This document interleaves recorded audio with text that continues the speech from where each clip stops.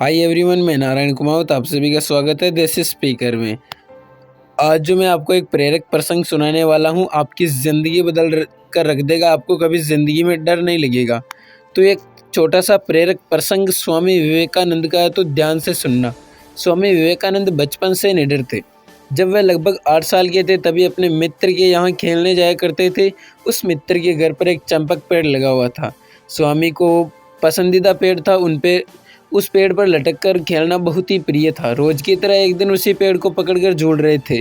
तभी मित्र के दादाजी उनके पास पहुँचे। उन्हें डर था कि कहीं स्वामी जी उस पर से गिर न जाए या कहीं पेड़ की डाल टूट न जाए, इसलिए उन्होंने स्वामी जी को समझाते हुए कहा, नरेंद्र यानी कि स्वामी जी का पुराना नाम यानी उपनाम था नरेंद्र, तुम इस पेड़ से दूर रहो। अब दोबारा इस पर मत चढ़ना। नरेंद्र ने पूछा, क्यों? तो दादाजी ने कहा, क्योंकि इस पेड़ पर ब्रह्मदैत्य रहता है। वो रात में सफ़ेद कपड़े पहने घूमता है और देखने में बड़ा ही भयानक है। नरेंद्र को यह सब सुनकर थोड़ा अचरज हुआ। उसने दादाजी से दैत्य के बारे में और भी कुछ बताने का आग्रह किया। दादाजी बोले, वह पेड़ पर चढ़ने वाले लोगों की गर्दन तोड़ देता है। नरेंद्र ने यह सब ध्यान से सुना और बिना कुछ कहे आगे बढ़ गया।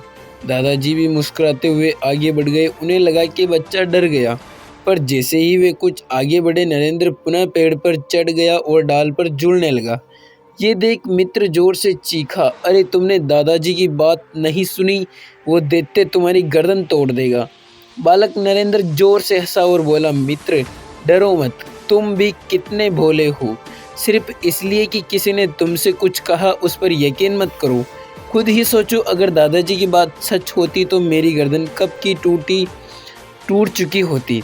सचमुच स्वामी विवेकानंद बचपन से ही निडर थे और तीक्ष्ण बुद्धि के थे।